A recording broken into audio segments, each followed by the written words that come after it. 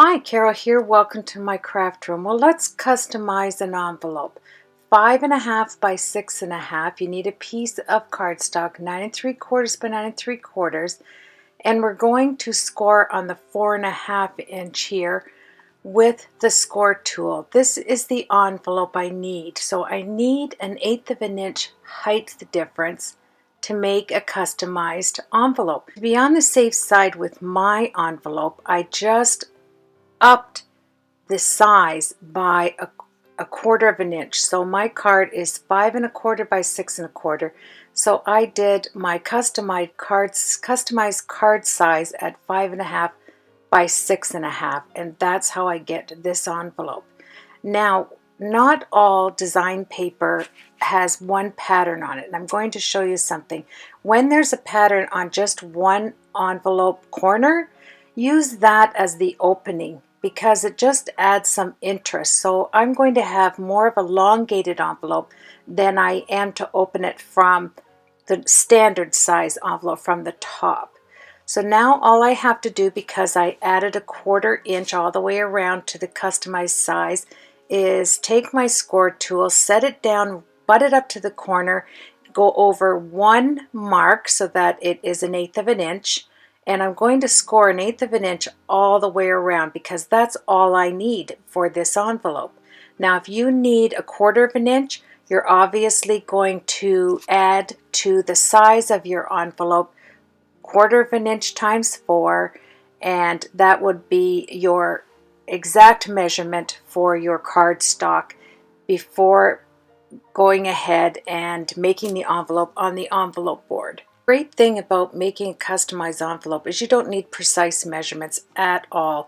Just if your card is 5.5 by 6.5, add an extra 1/4 of an inch all the way around. So instead of 5.5, be 5 3/4, and then take off 1/8 of an inch. It doesn't matter to have extra room in your envelope. Actually, that is being on the safe side to add extra room. You can always add tissue paper around your card, and then I put this in bubble wrap. I have these cards I have to send out as gifts to some people that I said I would give them some of the cards I've made. So I want to make sure they have an envelope with the card.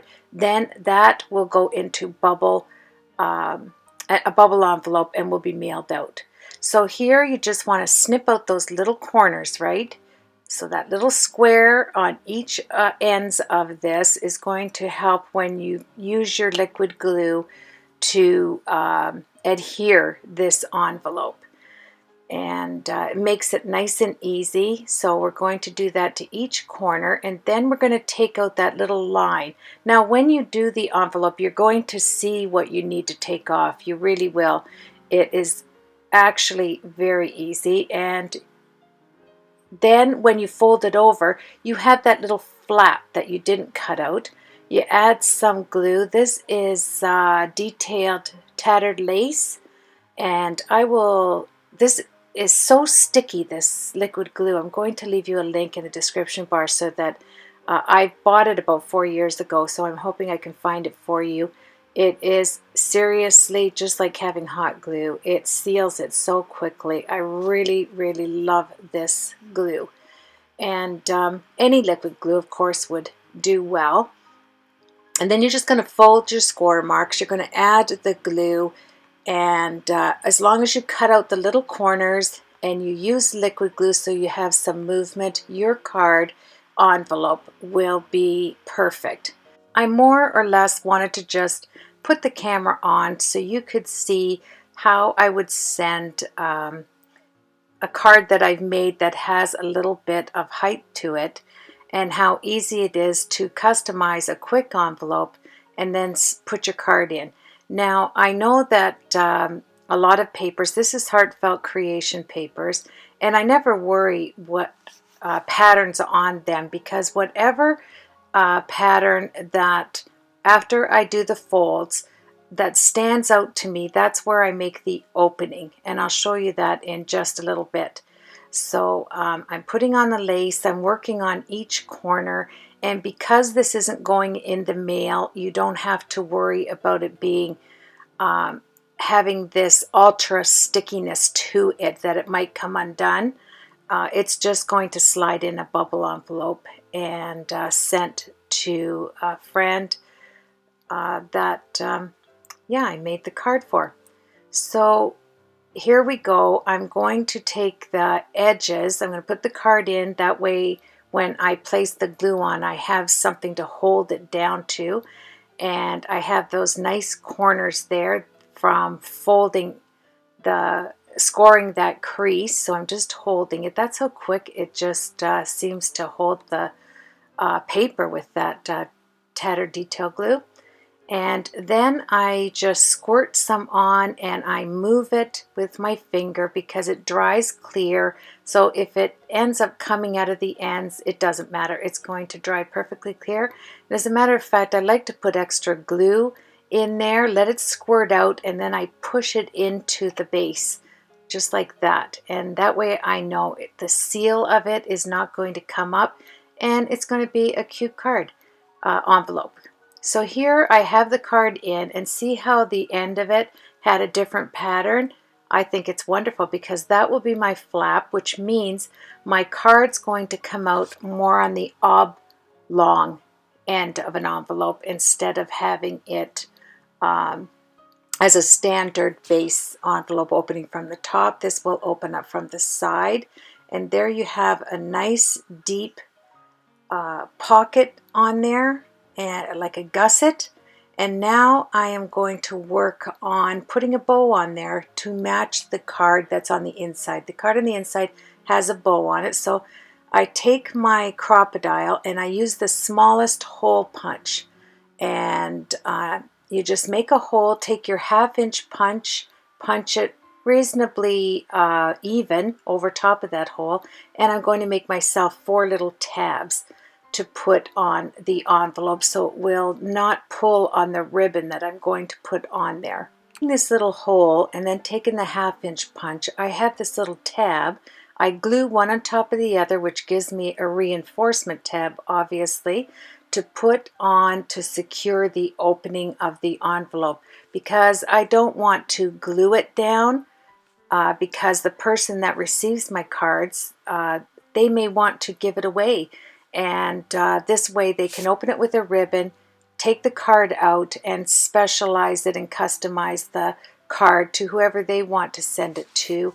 Or if they want to just keep it, you know, as a keepsake card, well then they don't have to have all that, you know, ruin the opening of it by putting double-sided tape. So I made my tabs, I put some liquid glue on it, and tabs, aren't they so easy? You just need your crocodile, some way to make that tiny hole, and then a 1/2 inch punch to go over top of the hole, and secure it one on top of the other, so when you put your thread through, your twine, your ribbon, whatever, you have a nice fastener holding it on and you don't rip the paper.